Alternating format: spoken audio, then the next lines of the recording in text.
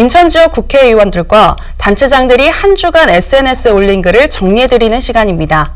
이번 주엔 전직 대통령이 구속되는 상황이 벌어졌지만 남구의 윤상현 의원 이외에는 특별한 언급을 자제하는 분위기입니다. 다채로 지역 현안에 대한 의견들이 많았는데요. 지금 바로 확인해 보시겠습니다.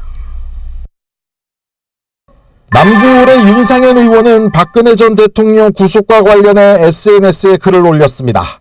관련자들이 구속돼 있고 검찰이 증거를 산더미처럼 갖고 있는데 무슨 증거인멸이 있을 수 있겠냐며 참담한 심경을 밝혔습니다.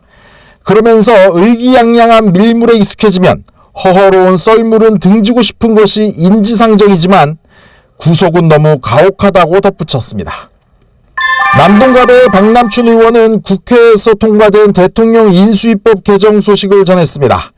조기 대선을 통해서 선출된 대통령도 인수위를 설치할 수 있도록 법률을 개정했다는 내용입니다. 그러면서 대내외적으로 어려운 시기인 만큼 국정 공백이 최소화돼야 한다고 강조했습니다. 남동울의 윤관석 의원은 검찰의 구속영장 청구와 관련해서 법과 원칙에 따른 당연한 결정이라고 밝혔습니다. 법원과 검찰이 지켜야 할 사법정의가 어디에 있는지 상식이 무엇인지 유념해야 한다고 충고하기도 했는데요.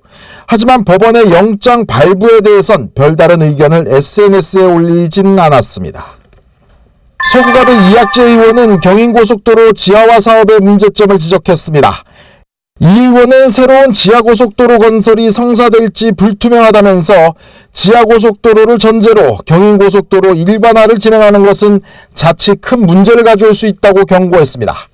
그러면서 지하고속도로 대신 대중교통을 강화해 통행량을 줄이고 경인고속도로 일반화를 신속히 진행하는 것이 올바른 정책이라고 강조했습니다. 서구울의 신동근 의원은 조각보 전시회에 참석한 소감을 SNS에 올렸습니다. 조각보는 자투리천을 이용한 의미 있는 보작이라면서 한국의 전통문화를 계승 발전하는 데 노력하겠다고 밝혔습니다. 유종복 시장은 지난 29일 발생한 연수구 초등학생 살해 사건과 관련해 자신의 심경을 SNS에 올렸습니다. 유 시장은 경악을 금치 못할 일이라면서 고통에 힘들어할 부모들에게 죄송한 마음이고 진심으로 위로를 전한다고 밝혔습니다.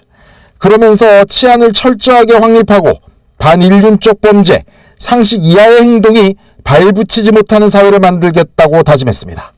지금까지 SNS 미주알 고주알이었습니다.